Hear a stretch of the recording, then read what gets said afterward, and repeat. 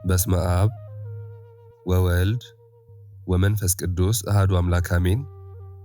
የተወደዳችሁና የተከበራችሁ የዚህ መንፈሳዊ ቻናል ቤተሰቦች ውድ አድማጮቻችን እንደምን አደራችሁ፣ እንደምን ዋላችሁ፣ እንደምን አመሻችሁ። አሜን። የእግዚአብሔር አብ ጸጋ፣ የእግዚአብሔር ወልድ ፍቅር፣ የእግዚአብሔር መንፈስ ቅዱስ አንድነትና ህብረት፣ የእመቤታችን የቅድስት ድንግል ማርያም የኪዳነ ምሕረት አማላጅነት፣ የቅዱሳኑ ሁሉ በረከት ከእናንተ ጋር ይሁን። አሜን። እነሆ ዛሬ በያለንበት ሆነን መንፈሳችንን ሰብስበን ልባችንን አረጋግተን ወደ አምላካችንና ወደ እናቱ ወደ ቅድስት ድንግል ማርያም ወደ ኪዳነ ምሕረት የምንመለከትበት የተለየች ቀን ናት። በዚች በተባረከች ቀን የሰማይና የምድር ንግሥት የፍጥረት ሁሉ መመኪያ የሐዘንተኞች መጽናኛ የሆነችውን እናታችን ኪዳነ ምሕረትን እናወድሳታለን፣ እናመሰግናታለን፣ እናከብራታለን። እስኪ ዓይኖቻችሁን ቀና አድርጋችሁ የእሷን የፍቅር እናትነት አስቡት። እመ ብርሃንን በላት የጨለመውን ዓለም በልጇ ብርሃን ያበራች፣ አዳራሽን በላት መለኮት ያደረባት ንጽሕት ማደሪያ፣ የምሕረት ቃል ኪዳን ኪዳነ ምሕረትን በላት ከፈጣሪዋ ጋር ለኛ ስትል የፍቅርን ውል የተዋዋለች፣ የአዳም ተስፋ እንበላት የሰው ልጅ ሁሉ መዳኛ ምክንያት ጽዮን ታቦተ ጽዮን የአሮን በትር የሙሴ ጽላት እያልን ስሟን እንጥራ። እንዴት ያለች ድንቅ እናት ናት! ስሟ ሲጠራ ልብ ይረጋጋል፣ ነፍሳችንም ሰላም ያገኛል። እመቤታችን ኪዳነ ምሕረት ሆይ አንቺ የባህር ላይ ወደብ የበረሃ ላይ ጥላ የነፍሳችን መልህቅ ነሽ። ክብሯን ዝናዋን ኃያልነቷን መላእክት በሰማይ ዘወትር ያወድሳሉ። እኛም በምድር ድንግል ሆይ ክብር ላንቺ ይገባል እንላለን። ከፍ ከፍ በይ ተመስገኚ፣ አብዝተን እንወድሻለን ቅድስት እናታችን። የተወደዳችሁ ኦርቶዶክሳውያን እነሆ በታላቁ የዐቢይ ጾም ጉዟችን ውስጥ 6ኛው ሳምንት ላይ ደርሰናል፣ አጋምሰናል። ይህ ሳምንት በቤተ ክርስቲያናችን ገብርኄር ይባላል። ትርጓሜውም ታማኝ አገልጋይ ወይም በጎ ባሪያ ማለት ነው። ጌታችን በመዋዕለ ትምህርቱ ስለ መክሊት በሰጠው ምሳሌ ላይ ጥቂት መክሊት ተቀብሎ አትርፎ ለተገኘው አገልጋይ አንተ በጎ ታማኝ ባሪያ በጥቂቱ ታምነሃልና በብዙ ሾመሃለሁ፣ ወደ ጌታህ ደስታ ግባ በማለት የሰጠውን የተስፋ ቃል የምናስብበት ቅዱስ ሳምንት ነው። በዚህ በገብርኄር ሳምንት ውስጥ ታዲያ ሁላችንም እውነተኛ ታማኝ አገልጋዮች መሆናችንን በተግባር የምናሳይበት ጊዜ ነው። ባለፈው እንዳስታወስናችሁ በዚህ ሳምንት ውስጥ እንድታደርጉ የሰጠናችሁ 2 አበይት ኦርቶዶክሳዊ ተግባራት አሉ። አሁንም በድጋሚ እናስታውሳችሁ። የመጀመሪያው ተግባር በዚህ ሳምንት ውስጥ ማንም ሰው ሳያውቅላችሁ ወይም ማንም ሰው ሳያይላችሁ ቀኝ እጃችሁ የሰራውን ግራ እጃችሁ ሳያውቅ ለአንድ ሰው አንድ በጎ ነገር እንድታደርጉ ነው። የተራበን በማብላት የታረዘን በማልበስ ያዘነን በማጽናናት መክሊታችሁን በድብቅ እንድታተርፉ አደራ እንላለን። በስውር የሚመለከት አምላካችሁ በገሃድ ይከፍላችኋልና። ሁለተኛው ተግባር ደግሞ ይቅርታ ማድረግና መጸለይ ናቸው። ሁላችንም በሕይወታችን ውስጥ ልባችንን የሰበረ በጣም ያስቀየመን ወይም የጎዳን ሰው ይኖራል። በዚህ ሳምንት ያንን ሰው አስባችሁ ቂምን ከልባችሁ አውጥታችሁ በጸሎታችሁ ውስጥ እንዲህ ብላችሁ እንድትጸልዩ አደራ ተብላችኋል። እግዚአብሔር ሆይ ለሱ ወይም ለሷ ሰላምን ስጥ፣ እኔንም ይቅር በለኝ። በእነዚህ ተግባራት ልባችንን አጽድተን እውነተኛ ገብርኄር ታማኝ አገልጋይ መሆንን እንድትለማመዱ እንጠይቃለን። ይህንን እንድናከናውን ፍቅሩን በልባችን እንዲያሳድርብን እግዚአብሔር አምላካችን ኃይልንና ብርታቱን ማስተዋሉን ይስጠን። አሜን። የተወደዳችሁ ኦርቶዶክሳውያን ዛሬ ኪዳነ ምሕረትን ስናነሳ ያን የምሕረት ቃል ኪዳን እንዴት እንዳገኘችው ማሰብ ግድ ይለናል። ወደ ኋላ እንመለስ፣ ወደ ጎለጎታ። አእምሯችሁን ወደዚያች የጭንቀት ዕለት ውሰዱት። አካሉ በግርፋት የተቆረሰውን፣ ራሱ በእሾህ አክሊል የተወጋውን፣ ደሙ እንደ ውሃ የፈሰሰውን ውድ ልጇን ፈጣሪዋን ጌታችን ኢየሱስ ክርስቶስን በመስቀል ላይ ተሰቅሎ ስታየው የእናት አንጀቷ እንዴት ይሆን ያዘነው? ከእግሮቹ ስር ቆማ ቀና ብላ ወደ መስቀሉ ስትመለከት፣ ከእጆቹና ከእግሮቹ የሚፈሰውን ደም ስትመለከት ዓይኖቿ በእንባ ተሞሉ፣ ነፍሷ በሐዘን ተንገላታች። እናት ናትና የልጇን ስቃይ ማየት ከሞት በላይ ከብዶባት አነባች። ከንፈሮቿ ተንቀጠቀጡ። እርሱ የዓለምን ኃጢአት ሊሸከም ዝም ሲል፣ እርሷ ግን የዓለምን ስቃይ በልቧ ተሸክማ ታለቅስ ነበር። ያ በመስቀል ላይ የተሰቀለው አምላክ ግን በዚያ በከባድ ስቃይ ውስጥ ሆኖም እናቱን አልረሳትም። ሐዘኗን ትኩስ እንባዋን አይቶ ለሰው ልጆች ሁሉ እናት ትሆን ዘንድ ለቅዱስ ዮሐንስ ሰጠው። የእመቤታችን ሐዘን ቀላል አልነበረም። የጽንፍ እስከ ጽንፍ ንግሥት አምላክን በማኅፀኗ የተሸከመች ጡቶቿን ያጠባች እናት ፍጡራን በፈጣሪ ላይ ሲዘብቱበት ማየት ምን ያህል እንደሚያደማ እኛ በቃላት ልንገልጸው አንችልም። ነገር ግን ያ ሐዘን፣ ያ በመስቀል ስር የፈሰሰው የልብ ስብራት በከንቱ አልቀረም። ጌታችን ኢየሱስ ክርስቶስም የእመቤታችን የቅድስት ድንግል ማርያምን እንባ ጸሎቷንና ልመናዋን ተቀብሎ ታላቅ ቃል ኪዳን ገባላት። ኪዳነ ምሕረት የምህረት ቃል ኪዳን ስምሽን የጠራውን መታሰቢያሽን ያደረገውን ለችግረኛ በስምሽ ቀዝቃዛ ውሃ ያጠጣውን ቤተ መቅደስሽን ያነጸውን ያሰራውን ስለ ስምሽ ብሎ የታረዘውን ያለበሰውን ከሲኦል እሳት አድነዋለሁ የዘላለም ሕይወትን አወርሰዋለሁ አላት። ይህ ቃል ምንኛ ድንቅ ነው! ዛሬ እኛ የምንመካበት ኃጢአታችን በዝቶ ተስፋ ስንቆርጥ እመቤቴ ኪዳነ ምሕረት ሆይ ድረሽልን ብለን የምንጮኸው በዚህ ቃል ኪዳን ተማምነን ነው። ስለ ቅድስት ኪዳነ ምሕረት ዝናና ተአምራት ስናወራ ጊዜ አይበቃንም። ከታሪኮቿ ሁሉ ግን እጅግ አስገራሚ የሆነውን አንዱን እናስታውስ። በአንድ ወቅት እጅግ ክፉ የነበረ የሰውን ሥጋ በመብላት የተሰማራ በላዔ ሰብእ የተባለ የሰው ሥጋ በሊታ ሰው ነበር። ይህ ሰው 78 ሰዎችን ገድሎ የበላ አሰቃቂ ፍጡር ነበር። አንድ ቀን ግን በበረሃ ሲጓዝ በውሃ ጥም የተቃጠለ አንድ ደካማ ሰው አገኘ። ያ ሰው በላዔ ሰብእን ውሃ እንዲያጠጣው በብዙ ቅዱሳን ስም ለመነው። በላዔ ሰብእ ግን ፈቃደኛ አልነበረም። በመጨረሻ ያ የደከመ ሰው በእመቤታችን በኪዳነ ምሕረት ስም አንዲት ጠብታ ውሃ ጠጣኝ ብሎ ሲለምነው በላዔ ሰብእ ምንም እንኳን ክፉ ቢሆንም የኪዳነ ምሕረትን ስም ሲሰማ ልቡ ራራ። ከያዘው አቁማዳ ውስጥ አንዲት ጠብታ ውሃ በውሃ ጥም ለተቃጠለው ሰው በኪዳነ ምሕረት ስም አጠጣው። ጊዜው ደርሶ ያ ሰው ሲሞት ነፍሱን አጋንንት ሊወስዷት ሲከቧት ሚዛን ሲቆም 78 የሰው ነፍሳት ያጠፋበት ኃጢአት ገኖ ታየ። ነገር ግን እመቤታችን ኪዳነ ምሕረት ፈጥና ደረሰች። ይሄ ሰው በስሜ አንዲት ጠብታ ውሃ አጠጥቷልና በእኔ ቃል ኪዳን ይድናል ብላ ከልጇ ከጌታችን አማለደችው። ያቺ አንዲት ጠብታ ውሃ በኪዳነ ምሕረት ስም ስለተሰጠች ከ78ቱ ነፍሳት ኃጢአት በልጣ መዘነች። በላዔ ሰብእም በኪዳነ ምሕረት ምልጃና ቃል ኪዳን ከገሃነመ እሳት ዳነ። አያችሁን የእናታችን ኃያልነት! አያችሁን የቃል ኪዳኗን ታላቅነት! አንዲት ጠብታ ውሃ በስሟ ለሰጠ ከሲኦል የምታድን ከሆነ ዛሬ በሙሉ ልብ ሆነን አንቺ ኪዳነ ምሕረት ሆይ በኃጢአት የቆሰለችውን ነፍሳችንን አድኚ፣ የተሰበረውን ልባችንን ጠግኝ ብለን ብንጮህማ እንዴት አትሰማንም? አሁን ሁላችንም በልባችን ሆነን ወደ እርሷ እንማጸን። ቅድስት ኪዳነ ምሕረት ሆይ በልጅሽ ፊት እንድታማልጅን በስምሽ እንለምንሻለን። የታመሙትን ፈውሽልን፣ ያዘኑትን አጽናኝልን፣ የተጨነቁትን ፈጥነሽ ድረሽላቸው። እናታችን ሆይ ሀገራችንን ኢትዮጵያን በቃል ኪዳንሽ ጠብቂ፣ የሰላም የፍቅር የአንድነት አየር እንዲነፍስባት አድርጊ። አንቺ የምሕረት እናት ነሽና በኃጢአት ወድቀን ለተነሳኑ ልጆችሽ የንስሐን በር ክፈችልን። በማኅፀን ፍሬን ላጡት ፍሬን፣ በችግር ውስጥ ለሚገኙት ብልጽግናን ከልጅሽ ከጌታችን ከኢየሱስ ክርስቶስ ዘንድ ለምኝልን። ክብርሽን ገናንነትሽን ዘውትር ለመናገር አንደበትን ስጭን። ተመስገኚ፣ ከፍ ከፍ በይ። አሜን። የተወደዳችሁ ወንድም እህቶቼ፣ እናት አባቶቼ፣ ሕፃናት ልጆችም ጭምር በዚህ በመጋቢት ወር የሚነበበውን የእናታችን የቅድስት ኪዳነ ምሕረት ድርሳኗን ተአምሯን በየቤተ ክርስቲያኑ ወይንም በልዩ ልዩ መንፈሳዊ ማሰራጫዎች በጥሞና በማድመጥ የበረከቱ ተካፋይ ትሆኑ ዘንድ በእግዚአብሔር ስም እንጠይቃችኋለን። ቃሏን ስንሰማ ተአምሯን ስናነብ ቤታችን በበረከት ይሞላል፣ ነፍሳችንም ትረካለች። እንደጀመርነው ይህ የገብርኄር ሳምንት የታማኝ አገልጋይነት ሳምንት ይሁንልን። በድብቅ መልካም ማድረጉን ያስቀየሙንን ከልብ ይቅር ብሎ መጸለዩን አናቋርጥ።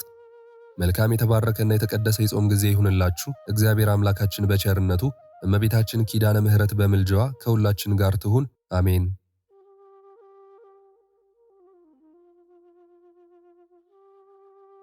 በስመ አብ ወወልድ ወመንፈስ ቅዱስ አሐዱ አምላክ አሜን። የመጋቢት ድርሳነ ኪዳነ ምሕረት። አንድ አምላክ በሚሆን በአብ በወልድ በመንፈስ ቅዱስ ስም መጋቢት 16 ቀን የሚነበብ የኪዳነ ምሕረት ድርሳን ይህ ነው። ልመናዋ ክብሯ ለዘላለሙ ከሁላችን ጋር ይሁን አሜን። ጌታ በመስቀል ተሰቅሎ ሳለ እመቤታችን ከመስቀሉ እግር ስር ቆማ ስለ እርሱ ያለቀሰችውን ልቅሶ አይቶ የሰጣትን የቃል ኪዳን መጽሐፍ ማንበብ እንጀምራለን። ስለ ልጇ መሰቀልና ወደ መቃብርም መውረድ ስላለቀሰችው ልቅሶና ስለ ክብሯ የብህንሳ ሀገር ኤጲስቆጶስ አባ ሕርያቆስ የደረሰው ድርሳን ይህ ነው። ወዳጆቼ ሆይ የአባቶቼ አለቃ የያዕቆብ ልቅሶ ዛሬ ታደሰ አለ። በድንግልና ጸንሳ በድንግልና ለወለደችው ለተወዳጅ ልጇ ድንግል ማርያም ለምን አታለቅስም? መከራ ስለተቀበለችበት ድንግል ማርያም ለምን አታለቅስም? የድንግልና ጡቷን ላጠባችው ድንግል ማርያም ለምን አታለቅስ? በቤተልሔም በረት ስለወለደችው ልጇ ድንግል ማርያም ለምን አታለቅስ? በማኅፀኗ 9 ወር ከ5 ቀን ለተሸከመችው ተወዳጅ ልጇ ድንግል ማርያም ለምን አታለቅስ? ከሀገር ወደ ሀገር አዝላ ለተሰደደችበት ልጇ ድንግል ማርያም ለምን አታለቅስ? ከቶ መቃብራቸውን ላላየች ልጆቿ ራሔል የምታለቅስ ከሆነ በአንድ ልጇ መቃብር ደጃፍ ላይ ድንግል ማርያም ለምን አታለቅስ? የባለመልካም ጽሕም ሽማግሌ የያዕቆብ ለቅሶ በብላቴናይቱ ድንግል ዘንድ ዛሬ ታደሰ። ወንድሞቹ ባሰሩት ጊዜ ያዕቆብ ወደ ዮሴፍ አልተመለከተም። ድንግል ግን ልጇን በእንጨት መስቀል ላይ ተቸንክሮ አየችው። ዮሴፍ በሰፊ ጉድጓድ ውስጥ ሳለ ያዕቆብ በላዩ ያለቅስ ዘንድ ወደ ዮሴፍ አላየም። ድንግል ግን በአይሁድ ጉባኤ መካከል ተሰቅሎ ልጇን አየችው። ዮሴፍን ወንድሞቹ ልብሱን ገፈው ሲያራቁቱት ያዕቆብ አላየም። ድንግል ግን በጎ ምክር በሌላቸው በአይሁድ መካከል ልብሱን ተገፎ ራቁቱን ሆኖ አየች። ወንድሞቹ ዮሴፍን በ20 ብር ሲሸጡት ያዕቆብ አላየም። ድንግል ግን ይሁዳ ልጇን በ30 ብር ሲሸጠው አየች። አራዊት ባልቀደዱት ልብስና በሌላ ደም ላይ ያዕቆብ አለቀሰ። አምላካዊ ደም ግን ቅድስት ድንግል ማርያም ስለ እርሱ በላዩ የምታለቅስበት በቀራንዮ ዓለት ላይ የፈሰሰው ነው። ድንግል ግን ዛሬ ያየችው ለልጇ ያለበሱትን ሌላ ልብስ ነበር። የራሱን ልብስ ግን እርስ በርሳቸው ተካፈሉት። የዮሴፍ ወንድሞች ወንድማቸው ዮሴፍን በሸጡት ጊዜ አለቀሱ፣ ተጸጸቱ። የእስራኤል ልጆች ግን ጌታቸውን በሸጡት ጊዜ አላለቀሱም፣ አልተጸጸቱም። የያዕቆብ ልጆች ወንድማቸው በነገሰ ጊዜ ተደሰቱ። አይሁድ ግን ጌታቸው ከሙታን ተለይቶ በተነሳ ጊዜ ደስ አላላቸውም። ድንግል ሆይ በእውነት በልጅሽ መቃብር ላይ ልቅሶሽ ጣዕም ያለው አሳዛኝ ነበር። ማርያም ሆይ ለምን ተቀምጠሻል? ምን ታደርጊያለሽ? ብለው የልጅሽን መሰቀሉን በነገሩሽ ጊዜ በመላእክት መካከልም ቃልሽ ያማረ ነበር። እነሆ ልጅሽን በመኮንኑ ፊት አቁመውታል። የአይሁድ ሊቃነ ካህናት ያሰቃዩታል፣ ያቃልሉታል። ማርያም ሆይ ምን ታደርጊያለሽ? እነሆ ልጅሽን በፍርድ አደባባይ መካከል ልብሱን ገፈው እያራቆቱት ነው። የኢያቄም ልጅ ማርያም ሆይ ለምን ተቀምጠሻል? ምንስ ታደርጊያለሽ? እነሆ በኢየሩሳሌም ሜዳ የሚሰቀልበትን ግንድ ብቻውን ተሸክሟል። አንድ እንኳ ወደ እርሱ የሚቀርብ የለም። የሐና ርግብ ሆይ ለምን ተቀመጥሽ? የምትሰሪውስ ምንድነው? እነሆ ልጅሽን ሰቅለውት በቀራንዮ ቦታ ቆሟል። የዳዊት ዘር ሆይ ልጅሽን በመስቀል ላይ ለምን ከፍ ከፍ አደረጉት? እመቤቴ ድንግል ሆይ በዮሐንስ ቤት ዛሬ ልቅሶሽ በእውነት ጣዕም ያለው ነበር እንዲህ ስትይ፣ ወዮ ለዚህ መራራ ወሬ ነጋሪ ለኢዮብና ለእስራኤል ለተባለ ያዕቆብ ካረዷቸው መርዶ የመረረ ነው። ዛሬ ወደ እኔ ለሚመጣ ለዚህ ለክፉ ወሬ ወዮ። ልጄ ሆይ አገሩን ባቃጠሉ ጊዜ ለሎጥ ካረዱት መርዶ ያስጨንቃል። በእኔ ላይ ለደረሰው ለዚህ አስጨናቂ ነገር ወዮ። ልጄ ሆይ ስለ ኃያላነ እስራኤል ሞት ለዳዊት ካረዱት መርዶ ይበልጣል። በዚህ በክፉ ወሬ ወደ እኔ ለመጣው ለዚህ ወሬ ነጋሪ ወዮ። ልጄ ሆይ እነሆ ስታረጋጋኝ 30 ዓመት ይሆናል፣ ልገስጽህም አልተቻለኝም። ዛሬ ወደ እኔ ወሬ እስከመጣ ድረስ ወጥተህ እስከምትገባ ድረስ አንዲት ሰዓት እንኳ አላመንኩህም።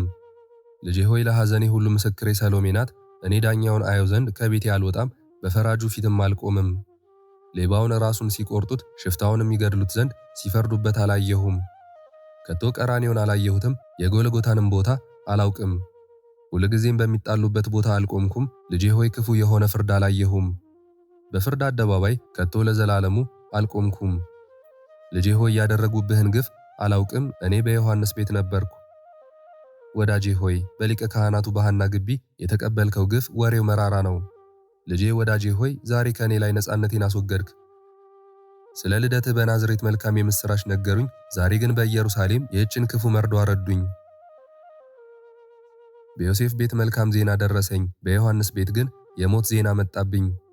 ልጄ ወዳጄ ሆይ እኔ በልቤ ደስ እያለኝ ተቀምጬ ነበር። በየዕለቱ ፋሲካ ደርሷል፣ በዓሉን እናከብር ዘንድ ወደ አገራችን እንመለሳለን እያልኩ ነበር። ልጄ ወዳጄ ሆይ በእንባና በሐዘን በዓሌ ወደ ልቅሶ ተመለሰ። ድንግልም ልጇን ስላየችው ፍጹም ሐዘንና ልቅሶ አገኛት። በዮሐንስ ቤትም ሳለች እንደገና ወደ ልቅሷ ተመልሳ ዮሐንስ ሆይ ወደ ቀራንዮ ትመራኝ ዘንድ እማጸንሃለሁ አለች። ዮሐንስ ሆይ ከእኔ ጋር ወደ ጎልጎታ ትሄድ ዘንድ እማጸንሃለሁ። ሌባን ሲሰቅሉት ወንበዴን ቸብቸቦ ሲቆርጡ አላየሁም። እንደ ወንበዴ ልጄን ወዳጄን በውስጡ የሰቀሉበትን ቦታ አይ ዘንድ አገሬን ክብሬን ትቼ በእግሬ ሄዳለሁ። ልጄ ሆይ ከወንድሞች አንድ እንኳ አብሮህ የቆመ የለም፣ ወይም ስላንተ አንዲት ቃል የሚናገር የለም። ልጄ ሆይ በልጇ ላይ የእናት ሐዘን ሌላ ነው፣ ወዳጅም ስለ ወዳጁ የሚያዝነው ሌላ ነው። እናትም በተወዳጅ ልጇ ላይ ከልብ የምታዝነው ሐዘን ልዩ ነው። ወዳጅም ለወዳጁ ልዩ ሐዘን አዝኖ ያለቅሳል። ሐዘኔም በኢየሩሳሌም ካሉ ሰዎች ሁሉ ሐዘን ይጸናል። ልጄ ወዳጄ ሆይ ልቅሶዬ በእኔ ዘንድ ከተሰበሰቡት ሰዎች ሁሉ ልቅሶ ይበልጣል። ዮሐንስም ከልቅሶና ከሐዘን መጽናናትን እንደማትችል እርሱም ሊያረጋጋት እንደማይችል ባየ ጊዜ እርሷም ካላየሁት መጽናናት አልችልም እያለች ስለሆነ ዮሐንስ እኔ ከአንቺ ጋር ወደ ቀራንዮ እሄዳለሁ፣ ታዩ ዘንድ ተነሽ እንሂድ አላት። ድንግልም ከዮሐንስ ቤት ወጥታ በኢየሩሳሌም ሜዳዎች ውስጥ በእግሯ ተጓዘች። ድንግልም ፈጥና ስትራመድ የሚያዩት ሰዎች ሁሉ እንዲህ የምታለቅስ ይህች ማናት አሉ። እርስ በርሳቸውም ይነጋገሩ ነበር። ሌሎችም ከገበያ የምትሻውን ስትገዛ ከቶ ይህችን አላየናትም ይሉ ነበር። ሌሎችም እርስ በርሳቸው ይህች እንግዳ ናት፣ በአገር ውስጥ ያለማስተዋል ትሄዳለች ይሉ ነበር። የጌታ ኢየሱስ ደቀ መዝሙር እንደሆነ ዮሐንስን የሚያውቁት እንጃ ይህች እናቱ ትሆናለች፣ በመስቀል ላይ ተሰቅሎ ታየው ዘንድ ትሮጣለች ይሉ ነበር። ሌሎችም ይህች የዮሴፍ ሚስት ትሆናለች፣ ስለ ልጇም ወሬ ነግረዋት ይሆናል ይሉ ነበር። ሌሎችም መልኳ ደም ግባቷ እንዴት ያምራል እዩ ይሉ ነበር። ሌሎችም በዚህች ሀገር ከቶ እንደዚች ያለች አላየንም፣ መልኳም የልጇን መልክ ይሉ ነበር። በገበያ ውስጥ ያሉ ሰዎች ስለ እርሷ ይነጋገሩ ነበር። ነገሩም በገበያ ሁሉ ተሰማ። ሰሎሜም በኋላዋ ትከተላት ነበር። ሌሎች ሴቶች ራሳቸውን ተከናንበው ይከተሏት ነበር። በልብ ከማዘን በቀር ምንም ወደ ቀኝም ሆነ ወደ ግራ መለስ ቀለስ ሳትልም ነበር። ወደ ጎለጎታም በደረሰች ጊዜ ሰው ተጨናንቆ ተሰብስቦ አየች። በእንጨት መስቀል ላይ የተሰቀለውን ያዩት ዘንድ የተሰበሰቡትን ብዙ ሕዝብና አሕዛብ፣ ሰራዊትንና የተጨናነቀውን ሰው አየች። በዚህ ልዩ በሆነው ወር ስለ በጋ ፋሲካው ከአረማይስጥ፣ ከባርቅ፣ ከሞዓብ፣ ከኮበር፣ ከእስማኤል አገር ሁሉና ከየአውራጃው ሁሉ ወደ ኢየሩሳሌም የተሰበሰቡ ብዙዎች ነበሩ። ሕዝቡ ሁሉ ስላዩት አስደናቂ የሆነ ተአምር ተጨናንቀው እርስ በርሳቸው እነሆ በዚያ ሰው ላይ ክፉ ምክራቸውን በግፍ ፈጸሙ ይሉ ነበር። ሌሎችም እነሆ ብዙ ዘመናት የዚህን ሰው ሞት ሲፈልጉ የነበሩ ናቸው ይሉ ነበር። ሌሎችም እነሆ ዛሬ ኃያልና ጽኑ ብርቱ ሰው ገደሉ ይሉ ነበር። ሌሎችም በዚች ሀገር እውነተኛ ፍርድ ቢኖር ይህን ባልገደሉ ነበር ይላሉ። ዳግመኛም እንደገና ሌሎች በአይሁድ ሁሉ ላይ ያነግሰው ዘንድ ስለ እርሱ ንጉሥ መልእክት የጻፈለት ይህ አይደለምን ይሉ ነበር። ለዚህም ንጉሥ ሄሮድስ ይገድሉት ዘንድ አዘዘ አሉ። ሌሎችም ስለ እርሱ ሳይሞት የወንድሙን ሚስት ነጥቆ ጎስቋላ ያደረገው ይህ ነው እያሉ ሄሮድስን ረገሙት። ዳግመኛም እነሆ ያለ ፍርድ ይህን ገደለው አሉ። ድንግልም ስለ ጽኑ መከራዋ፣ ስለ ልቅሶዋ፣ ስለ ብዙ እንባዋም አንገቷን ወደ ምድር ደፍታ ነበር። ከተሰበሰቡት የአይሁድ ብዛት የተነሳ ታላቅ መጨናነቅ ነበርና የምትወደው ልጇን ማየት አልተቻላትም። ዮሐንስንም አየው ዘንድ ልጄ ወዳጄ ወዴት ነው? የተጨናነቀው ታላቅ ጉባኤ እንዳላየው ከልክሎኛልና አለችው። ዮሐንስም በመስቀል ላይ ታየው ዘንድ ከምዕራብ እስከ ምስራቅ ባለው ጉባኤ ላይ ዓይኖችሽን ቀና አድርጊ አላት። ዓይኖቿንም ቀና አድርጋ አየችው። ደርሳም በቀኙ እስከ ቆመች ድረስ በጉባኤው ውስጥ መሄድን አላቋረጠችም። እርሱንም በመስቀል ላይ ሆኖ ትመለከተው ነበር። ቸሩ ፈጣሪያችን የእናቱን ትሕትና አይቶ ዓይኖቹን ወደ ዮሐንስ አተኩሮ አንተ ሰው ይህች እናት ናት አለው። እናቱንም አንቺ ሆይ ይህ ልጅሽ ነው አላት። ዮሐንስም ወደ ቤቱ ይወስዳት ዘንድ እጇን ደግፎ ያዛት።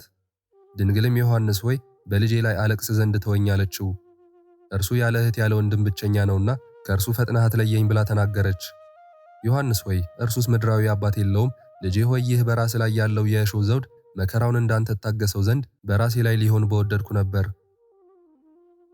በወንበዴ ሁሉ ላይ የስቅላት ፍርድ የሚገባ ከሆነ ይሁዳ ሆይ ለምን አልሰቀሉህም? አንተ ሌባ ነበርክና። ከመሞታቸው በፊት ሽፍቶችን የሚያራቁቷቸው ከሆነ ይሁዳ ሆይ ለምን አላራቆቱህም? በሙዳዬ ምጽዋት የገባውን የምትሰርቅ ሌባ ነበርህና። ዮሐንስ ሆይ ዛሬ በዚህ ጉባኤ መካከል ጉስቁልናዬን ተመልከት። በመከራው መድከሜንና የልቤን ሐዘን ተመልከት። ፊቱን አይቼ እደሰት ዘንድ ተወኝ። ዮሐንስ ሆይ የድሃ አደግ ማደሪያ በሆነ በዚህ ተራራ ያለ ዛሬ አላየውምና በእርሱ ላይ አለቅስ ዘንድ ተወኝ። በመከራው ጊዜ የኢዮብ መኝታው ነበርና መከራዬም ከመከራው ይበልጣልና ይህችም ቦታ የድሆች ሁሉ መጠጊያ ናትና። ከእርሷ መጠግብ ዘንድ ተወኝ። እኔ እናት አባት ወይም ከሰው ወገን የለኝምና። በልጇም መስቀል ቀኝ ቆማ ሳለች ድንግል ሐዘኑ ጸንቶባት ነበርና ከብቻው ልቅሶ በቀርም ልቧን በሐዘን እጅግ ስለተነካ ያንን ታላቅ ጉባኤ መለስ ብላ አታይም ነበር። እንዲህም ሆነ ከዚያ ቁመው የነበሩ ሴቶች የኩዛ ሚስት ዮሐና፣ መግደላዊት ማርያምና ሰሎሜ እመቤታችን ድንግልን ስትወድቅ አቅፈው ያነሷት ነበር። በእነዚህ ንጹሐን በሆኑ ሴቶች መካከል ልቅሶዋ ልብ የሚነካ አሳዛኝ እንጉርጉሮ ያለው ነበር። ስለ ልቅሷም ጣዕም ያለቅሱ ነበር። ከአይሁድ ሴቶች የሆኑ ሌሎች ግን ስታለቅስ ልቅሷን የሰሙ እንዲህ እያሉ ተገዳደሯት። ከወለድሽው በሁለት ዓመቱ በአንቺ ምክንያት ክንዳችን ልጆችን ከማቀፍ ተለይቶ ነበርና በቀላችን ዛሬ በአንቺና በልጅሽ ላይ መጣ። ከሄሮድስ ጋር የነበሩ የአይሁድ ታላላቆችም ይገድለው ዘንድ የሄሮድስን ልብ ያጨክኑ ነበር። እነርሱም ጲላጦስ ጌታ ኢየሱስን እንደሚወደው ለሄሮድስ አመልክተውት ነበርና። ከአይሁድም ብዙዎች ልንሰቅለው ብንሄድ አሕዛብ ይነሱብናል፣ ለጲላጦስም ምክር አንደበታችንን ነጥቀው ይወስዱታልና አሁንም እንሰቅለው ዘንድ ትእዛዝህንና ኃይልህን ላክ አሉ። አይሁድ ሥልጣኑንና ጭፍሮቹን ከነሳቸው ጋር ይልክ ዘንድ ብዙ እጅ መንሻ ሰጥተውት ነበርና። ስለዚህም ሥራ በዚያች ቀን ጲላጦስ ከእርሱ ጋር አልወጣም። በእርሱና በአይሁድ መካከል ጸብ እንዳይሆን ጲላጦስና ሚስቱ ጌታ ኢየሱስ ክርስቶስን እንደ ራሳቸው ይወዱት ነበርና። በጅራፍም ያስገረፈው እንዲህም ያደረገ ዓመፀኞች አይሁድን ደስ አሰኝቶ ወዲያው ያለ ሞት እንዲፈቱት ነበር እንጂ እንደሚሰቅሉት አውቆ ቢሆንስ ጲላጦስ ይሰቅሉት ዘንድ ባልሰጣቸው ነበር። እርሱ ሚስቱና ልጆቹ ሆነው ለሞት ባላደረሱትም ነበር፣ ከቶ ፍርዱንም ባልፈረደበት ነበር። ዳግመኛም በሰንበት ማንም ማንን እንዳይፈውስ ይህን ራሱን ጽኑ ያደረገ ሰው አንተ ብትቀጣልን እኛም ፈተን እንለቀዋለን ብለው በሐሰት ለጲላጦስ ነገሩት እንጂ። በዚህም ሽንገላቸው ምክንያት ቃላቸው እውነት መስሎት ጲላጦስ ገረፈው። ዳግመኛም ከዚህ ሁሉ ወደ ጥንተ ነገራችን እንመለስ። ድንግልም በልጇ ቀኝ ቆማ ነበር። ዮሐንስም ወደ ቤቱ ሊወስዳት ወዶ ወደ እርሷ ቀረብ ብሎ ከእርሱ ጋር ትሄድ ዘንድ ለመናት። እርሷ ግን በልቅሶና በጩኸት በፍጹም ሐዘን ሆና ቆመች። ልጇንም እንዲህ እያለች ወደ ሀገር ተመለሰች። ልጄ ሆይ በላዩ በሰቀሉ መስቀል ላይ ስትውል በፍቅር እሰናበትሃለሁ። ብርሃንን ስለተመላው ምራቃቸውንም ስለተፉበት ፊትህ እሰናበትሃለሁ። በሁለት ወንበዴዎች መካከል የተሰቀልህ ንጉሥ ሆይ ለመራቆት እጅ ነሳለሁ፣ ሰላምታም አቀርብልሃለሁ። ልጄ ሆይ በጠላቶች እጅ ላለው ለከበረው ልብስህ እጅ ነሳለሁ፣ ሰላምታ አቀርባለሁ። ልጄ ሆይ ከራስ በላይ ለተደፋው የእሾህ ዘውድ እጅ እየነሳው ሰላምታ አቀርባለሁ። ይህንንና ይህን የመሰለ ለቅሶ እያለቀሰች እየጮኸች ወደ ዮሐንስ ቤት አደረሷት። እርሷም ከመጮህና ከማልቀስ ዝም አላለችም። ከልቅሷና ከሐዘኗ ብዛት የተነሳ ለዓይኖቿ ሽልብት አልሰጠችም። ልመናዋ በረከቷ ከኛ ከሁላችንም ጋር ለዘላለሙ ይደርብን፣ አሜን።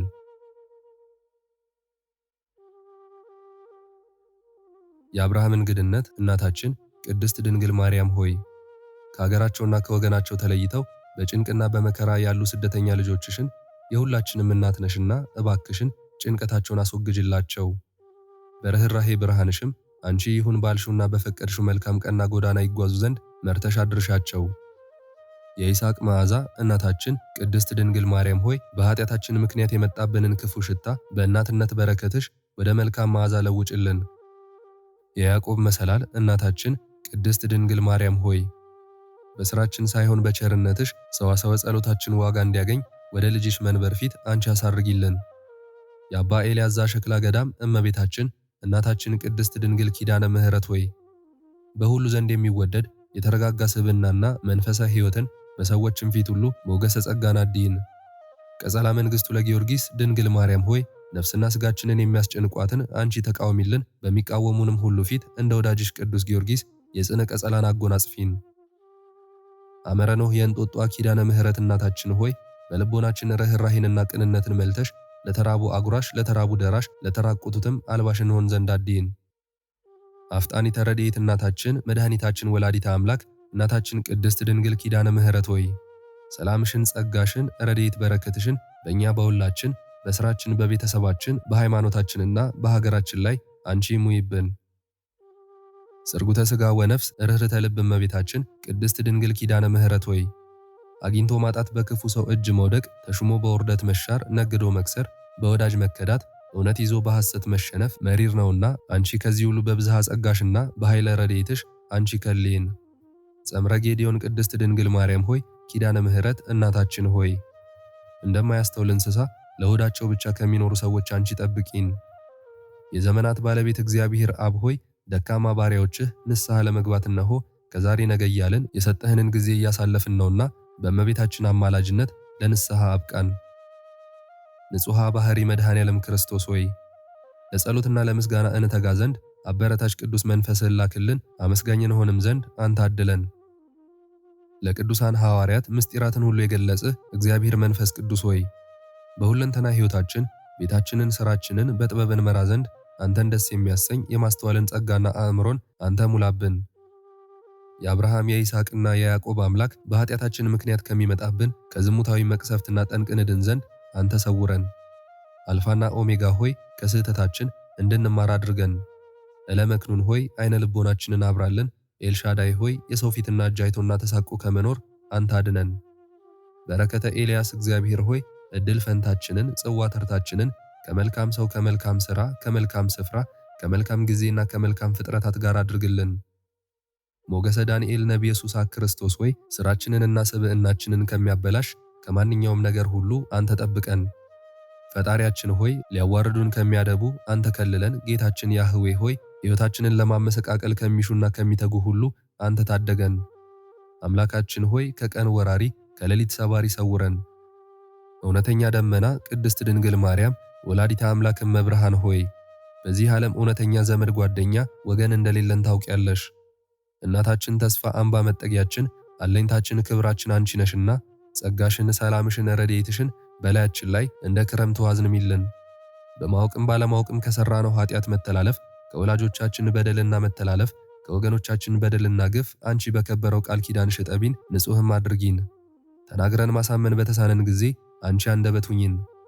የአብርሃም እንግድነት የይስሐቅ መዓዛ የያዕቆብ መሰላል ቅድስት ድንግል ማርያም ኪዳነ ምሕረት እናታችን ሆይ ዓለሙ ሁሉ ለእኛ ባዳ ሆኖብናልና ብንወጣም ብንወርድም ከድካምና ከትዝብት በስተቀር ምንም ሊሆንልን አልቻለምና ልጅሽ በሰጠሽ በከበረው ቃል ኪዳንሽ ጎዶላችንን ሞልተሽ ከውርደት አድኝን።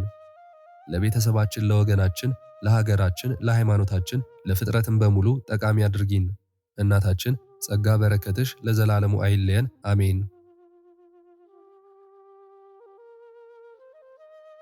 አንድ አምላክ በሚሆን በአብ በወልድ በመንፈስ ቅዱስ ስም በእግዚአብሔር አንድነት ረቡዕ ቀን የሚነበብ የኪዳነ ምሕረት ድርሳን ይህ ነው። ነገር ግን ልጄ የማኅፀኔ በኩር ከልዑል ዙፋንህ ወርደህ በአባትህ ፈቃድ በራስህና በመንፈስ ቅዱስ ፈቃድ ወደ እኔ የመጣህ ልጄ አስብ ብላ በለመነችው ጊዜ ከልጇ ወዳጇ የተቀበለችውን ቃል ኪዳኗን ዜና እንናገራለን። አሁንም በመልአኩ ቅዱስ ገብርኤል ብስራት አንተን በጸነስኩ ጊዜ ከዘመዶቼ የደረሰብኝን ስድብ ተግዳሮት አስብ። ከማን ጸነስሽ እያሉ እየተዘባበቱ የስድብ ቃልን ተናገሩኝ። ከመንፈስ ቅዱስ እንደጸነስኩኝ በነግራቸውም የምነግራቸውን ቃል አልሰሙኝም አላመኑኝም፣ ማየ ዘለፋን አጠጡኝ እንጂ። ልጄ ሆይ 9 ወር ከ5 ቀን በማኅፀኔ የተሸከምኩህን አስብ። የፈረሶች መግሪያ በምትሆን በቤተልሔም በወለድሁ ጊዜ ያገኙኝን ችግሮች የሌሊት ቁር የቀን ሐሩር አስብ። ከወለድኩህም በኋላ የምጠለልበት ቤት ስላጣው ቅጠል አልብሼ በከብቶች ያስተኛውህን አስብ። ልጄ ሆይ ዮሴፍ እነሆ ሄሮድስ ሕፃኑን ሊገድለው ይፈልገዋል ብሎ በነገረኝ ጊዜ ከእናት አባቴ ርስት ወጥቼ ወደ ባዕድ አገር መሰደዴን አስብ። በኩር ልጄን ከሚገድሉት ይልቅ እኔን አስቀድመው እየረዱኝ ብዬ ለዮሴፍ የነገርሁትን አስብ። ልጄ ሆይ ከሀገር ወደ ሀገር ከበረሃ ወደ በረሃ ከተራራ ወደ ተራራ እየሸሸው የደከምሁትን ድካም ያገኘኝን መከራ አስብ። በጎዳና ስንሄድ ወንበዴዎች ባገኙን ጊዜ እነርሱን አይቼ የምገባበት ቦታ ጥቼ መጨነቄን አስብ። ልጄ ሆይ ስለ አንተ የተቀበልሁትን ረሃብና ጥም ችግርና ሐዘን መከራና ግፍ አስብ። ልጄ ሆይ አንተን በድንግልናው ልጄ በጡቶቼ ያሳደግኩህን አስብ። ልጄ ሆይ አንተን የዳሰሱ ጡቶቼንም የተሸከሙ ክንዶቼንም አስብ። ልጄ ሆይ አንተን የሳሙ ከንፈሮቼን በፊትህ ላይ እንባ ያፈሰሱ ዓይኖቼን አስብ። ልጄ ሆይ አንተን ያቀፉ ጭኖቼን ከአንተ ጋር የተመላለሱ እግሮቼን አስብ። ልጄ ሆይ አንተን ያዘለ ጫንቃዬን የተሸከሙህ ጎድኖቼን አስብ። ልጄ ሆይ በመስቀል ተሰቅለህ በሞትህ ጊዜ ያለቀስኩት ልቅሶዬን እንባዬን አስብ። ልጄ ሆይ ስለ አንተ የደረሰብኝን ሁሉ አስብ። አሁንም በመማፀን ስሜን ለሚጠሩ በመታመን መታሰቢያን ለሚያደርጉ ኃጥአን ዋጋቸውን ተሰጣቸው ዘንድ እለምንሃለሁ። ልመኗ ክብሯ ለዘላለሙ ከሁላችን ጋር ይደርብን፣ አሜን። ክብርና ምስጋና ይሁን አንድ አምላክ ለሆነ ለአብ ለወልድ ለመንፈስ ቅዱስ ዛሬም ዘወትርም እስከ ዘላለም አሜን። የዛሬውን መርሃ ግብር በዚህ መልኩ ጨርሰናል። ዘውትር የምንለቀውን መርሃ ግብር እንድትከታተሉ ሳትሰለቹም ሰብስክራይብ፣ ላይክ እና ሼር እንድታደርጉ እኔንም ይህን ጸሎት የተከታተሉትንም በያላችሁበት በጸሎታችሁ እንድታስቡኝ እንድታስቡን በጌታችን በመድኃኒታችን በአምላካችን በኢየሱስ ክርስቶስ ስም እጠይቃለሁ። እግዚአብሔር አምላካችን እስካሁኗ ሰዓት ጠብቆ ለዚህ ያበቃን የአባቶቻችን አምላክ ልዑል እግዚአብሔር ስሙ ፈጽሞ የተመሰገነ ይሁንልን። እመቤታችን ቅድስት ድንግል ማርያም ዘላለማዊ ስሟ የተወደደ ይሁንልን። ጻድቃን ሰማዕታት፣ ቅዱሳን መላእክት እንደየክብራቸውና እንደየማረጋቸው የከበሩ ይሁኑልን። ይህንን ጸሎት ምስጋና ወይም ቃል እግዚአብሔር በቅርብም በአካል በሩቅም በያላችሁበት ስትከታተሉ ለቆያችሁ በኋላም ለምታደምጡ በአሜነ በረከት ለተሳተፋችሁ በሙሉ በጸሎት እንድናስባችሁም ለጠየቃችሁን ሁላችሁንም እግዚአብሔር ያስባችሁ ከነ ቤተሰባችሁ በሕይወትና በጤና ያቆያችሁ። ዕድሜ ዘመናችሁ የተባረከ፣ ስራችሁን የሰመረ፣ ቀናችሁን ያማረ፣ ኑሯችሁን የከበረ፣ ጸሎታችሁንም የተሰማ ያድርግላችሁ። እንዲሁም በአካል በሥጋ የተለዩንን እግዚአብሔር አምላካችን ነፍሳቸውን ይማርልን፣ በአጸደ ሕይወት በገነት በመንግሥተ ሰማይ ያሳርፍልን። አነሳስቶ ላስጀመረን አስጀምሮም ላስፈጸመን ለልዑል እግዚአብሔር ክብርና ምስጋና ይግባው ዛሬም ዘወትርም ለዘላለሙ አሜን። አቡነ ዘበሰማያት